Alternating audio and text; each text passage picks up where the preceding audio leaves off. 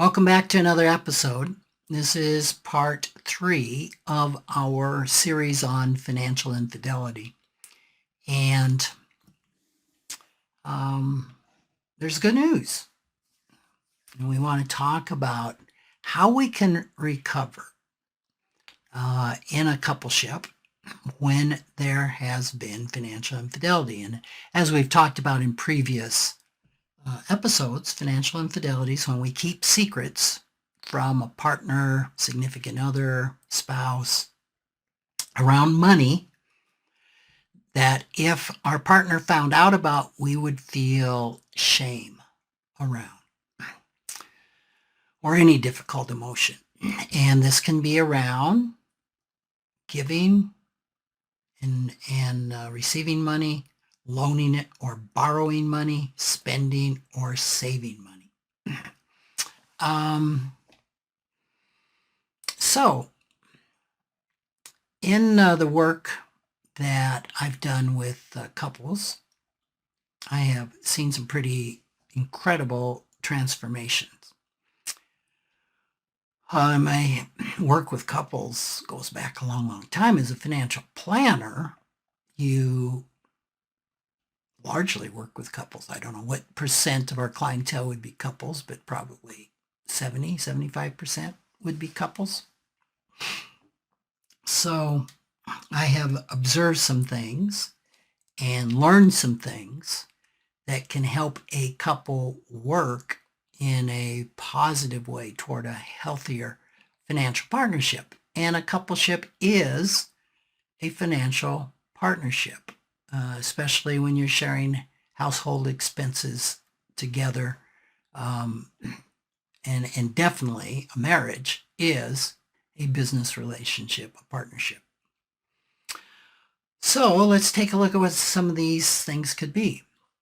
I think the first thing is to realize while it's a coupleship problem, there's each person, each partner is 100% responsible for their 50% contribution to the partnership. So there's not a designated patient. There's not a designated person that is the problem, which would be the person, say, committing the financial infidelity. It didn't happen in a vacuum, right?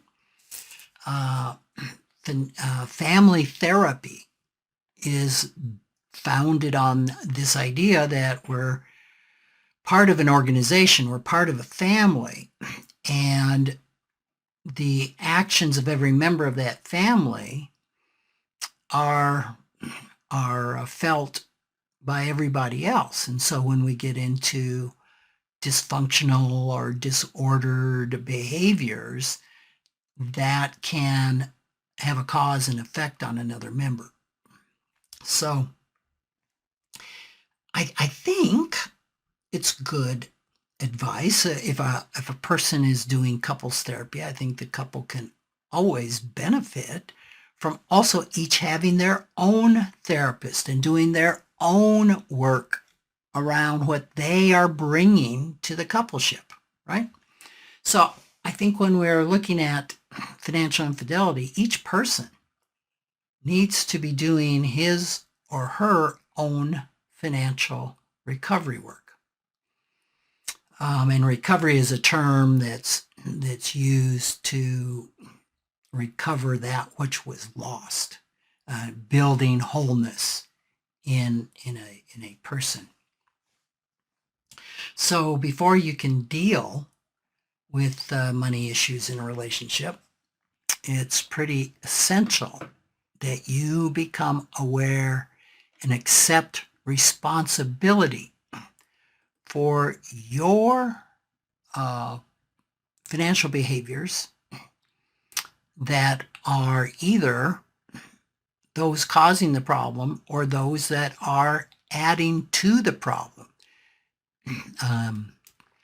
Mental health person may say that the other person's acting out the issues that another partner is presenting, usually unconsciously.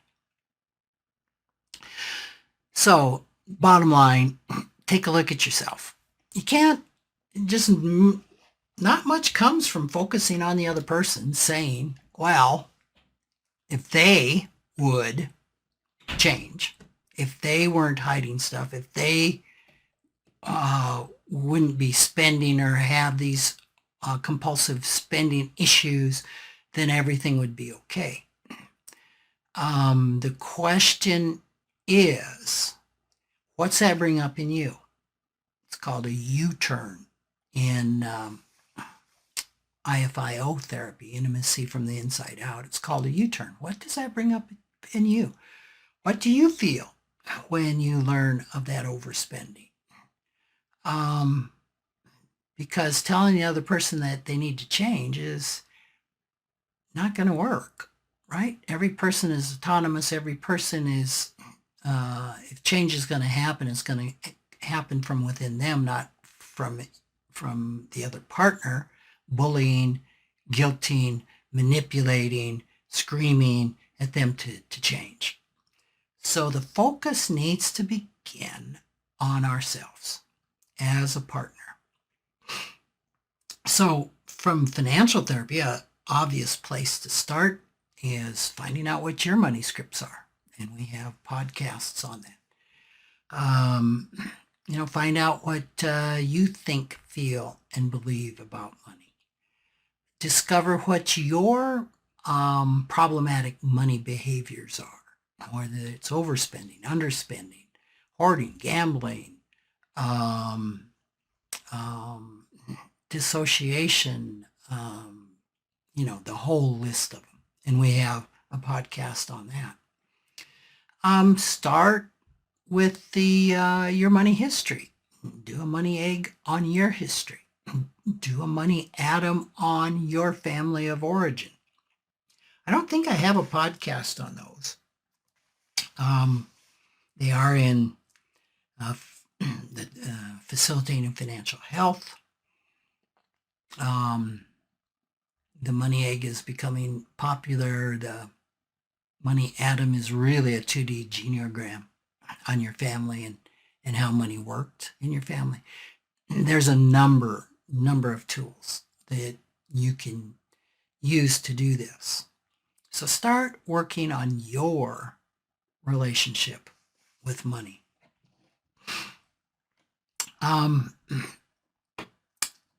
So kind of in line with that, could be willing to face the possibility that addictions or compulsive behaviors might be part of the secret spending. So a gambling addiction, which is one of the financial disorders, is a real common reason for taking joint money and lying about the spending. And of course, online sports betting is just huge right now. It can be something that can be relatively hidden. Alcoholism and drug abuse can absolutely eat away at family finances, as can smoking addiction, but typically that's a hard one to hide, right? So any addiction can really be responsible for financial infidelity. Sexual addiction is another big one. So just be open to the fact that there could be something there. I remember one of my clients that said alcoholism isn't just an emotionally destructive disease, it's also a very expensive one. Spending in itself can be an addiction. The spender can get the same highs from spending that addicts get from drugs or alcohol. Again, financial issues and especially financial infidelity is rarely about the money. And overspending or being addicted to spending, being addicted to shopping is not about the money. It typically goes much, much deeper, right? The money is just the symptom. Sometimes the secret spender just simply cannot stop, just like you can't stop drinking, or you may not stop doing a narcotic. They need professional help in long-term support. Third thing to look at is to commit to honesty and full disclosure in the relationship. Both partners need to be willing to change and to begin healing from the financial infidelity. And a commitment to honesty and full disclosure is just crucial in that. And it's crucial, and it's really hard to reestablish, right? Because already trust has been broken. The very fact that the financial infidelity has been admitted to or come to light is an inherent what I would call disintegration of trust. And so it's really hard to rebuild, and it really takes a lot of work and a lot of honest and courageous conversation to rebuild that. Now, in the financial area, you can build in transparencies. And so you can keep those commitments. You can start looking at accounts. You can have more access. You can have agreements that there won't be credit cards unless they're joint. You could look at the financial credit report,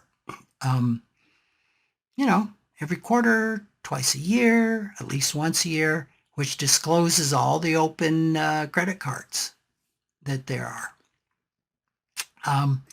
So you can build in measures, and you could work this out with a financial therapist to build in safeguards of transparency. And I'm thinking that it might be easier to do that with financial infidelity than with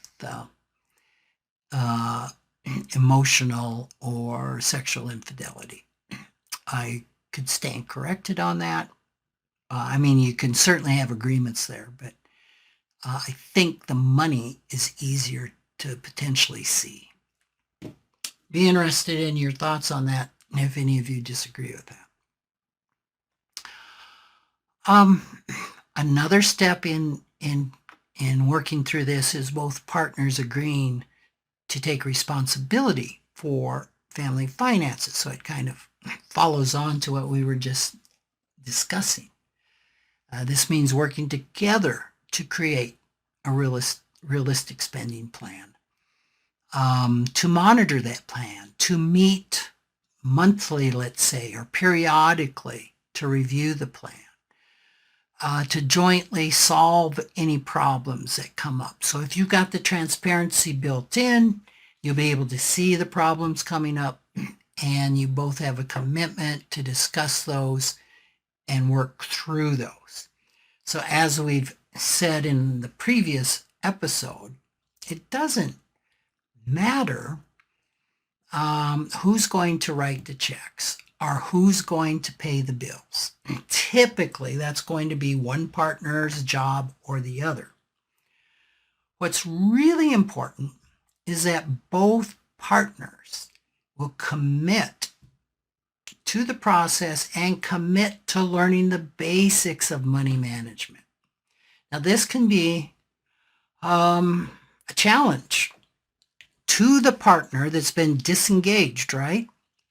And has not paid attention. And it could be that not wanting to pay attention, not feeling they're smart enough to pay attention, not having enough training and understanding to pay attention. They're just not going to change because there's financial infidelity and go, okay, right, yeah, I'm going to enjoy this. Typically, you are not going to enjoy learning about money and how it works and the basics of money management. Um, but, once a person gets into it, they could discover, you know what, this isn't as bad as I thought it was because I just made up stories about myself that I couldn't learn this stuff, right? Um, but it's probably important for us all to know the basics about anything we don't like to do. I don't enjoy working on cars. Um, but I do pay attention to warning lights and know enough about the car and pay attention enough about the car to know when I should take it in and get it worked on. So it's just, it's important to do that. And there's all sorts of courses and places and online things and in-person things a person can do to learn about money. So it's just really important for both partners to accept joint responsibility for managing their money. Next, I think it's important for each partner to have some money that's his or her own to spend. Working as partners and committing to financial fidelity doesn't mean turning into auditors and having to police every penny that the other person spends.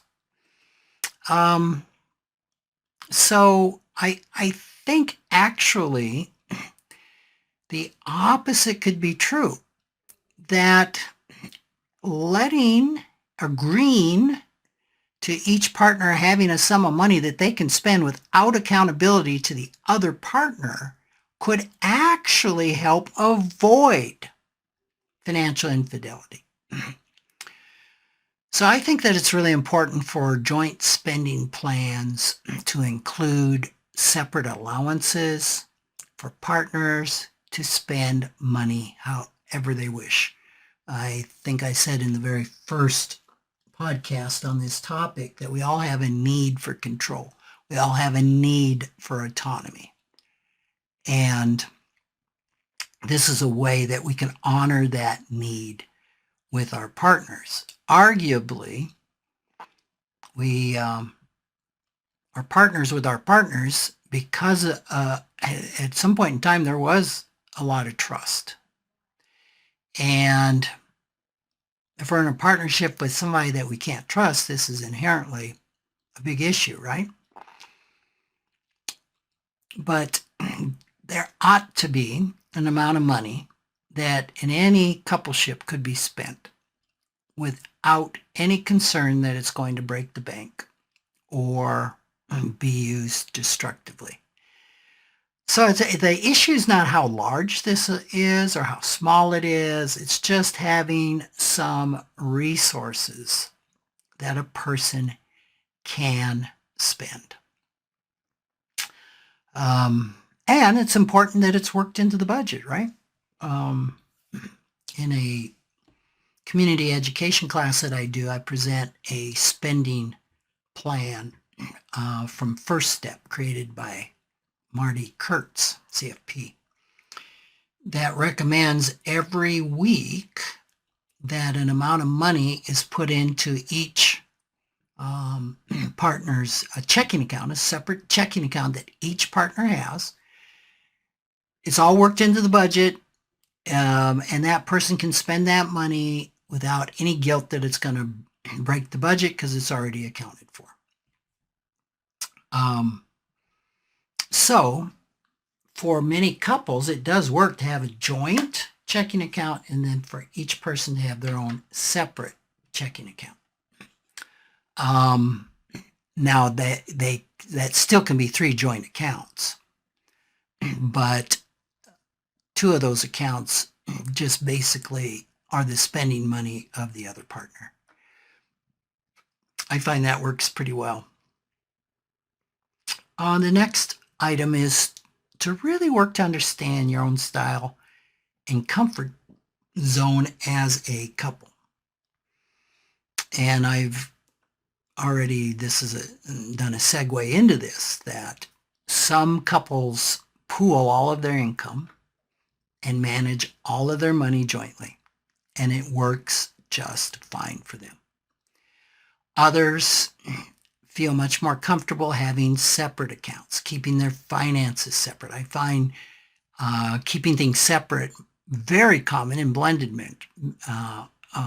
marriages. I mean, I've seen it to the point that the income, everything is kept separately, and each spouse just contributes a set amount, whether equal or proportional, to the joint account to run the household. And that can work great. There's just no right or no wrong way to do this. Except the right way is what both partners can agree to, and the wrong way is where you don't have agreement. So it's important to keep this as a win-win, where both partners win and the coupleship wins. It's important to keep honesty and openness at the foundation of whatever you're creating, even though the management of the funds could be done separately. I hope that makes sense. Next is get the help that you need. All right, learning money management skills. We talked about taking classes, reading books, but this also goes to getting advice from financial planners, help from financial therapists that are specialists. And the good thing is that financial therapists exist right now. 15 years ago, when we first started talking about financial infidelity, there was no such thing as a financial therapist. Today, there are actually professionals that are certified as financial therapists. So support is really true, and it's especially true for couples who've got to heal from long-term patterns of financial infidelity, of the distrust and the dishonesty that's created there. So the more support that you can get in breaking this pattern, in helping keep one another accountable, in learning new competencies, the better. So finally, just accepting the fact and the reality that change is going to take time. This didn't occur overnight. Even though the financial infidelity may not have been going on for too long, the dynamics that potentially created that infidelity probably have been brewing for quite a while. Again, the money isn't the problem typically. The financial infidelity is the symptom of a much deeper problem within the coupleship and within each of you as partners. So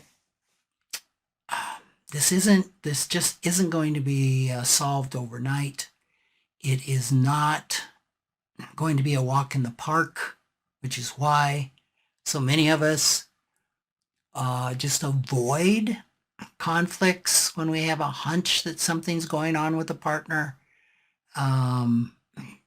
We can really run from those conflicts, and that makes perfect sense why a person would do that. So it takes both partners being willing to change. If one partner really wants to do the work and the other partner doesn't, well, that's going to be an additional roadblock, isn't it? It doesn't mean that the partnership will necessarily end, but it cannot bode well. And it also doesn't mean that the partner willing to do the work shouldn't do the work because the other one doesn't, right?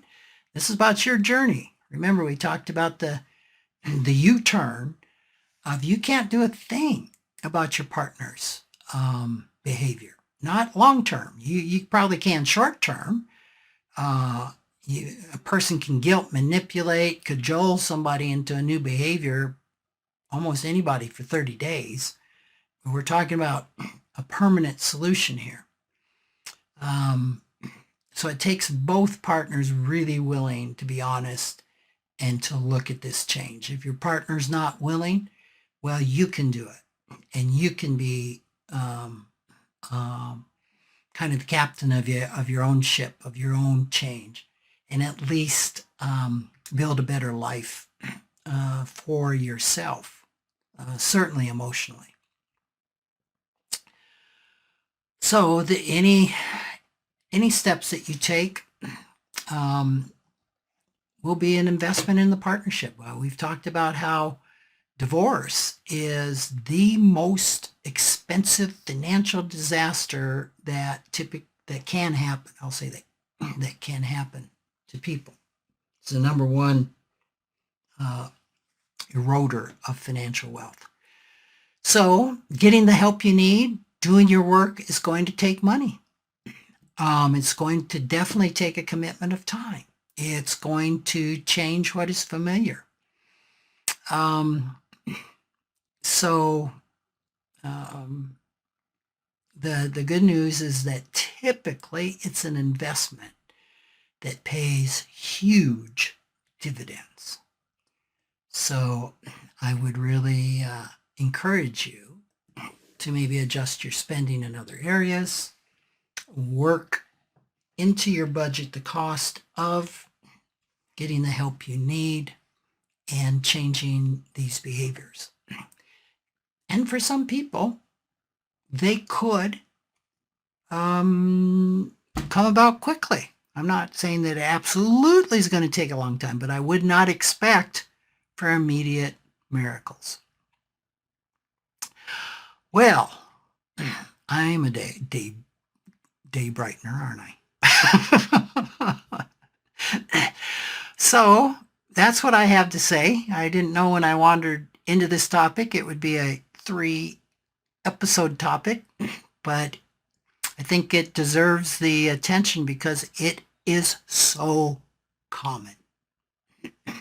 So thank you for hanging in there with me and listening to this. I'd be interested in your thoughts, reflections. Would love to hear your stories about financial infidelity and how you overcame those. You can always email me at rick@rickkaler.com. So thank you, take care, and I look forward to being with you next time.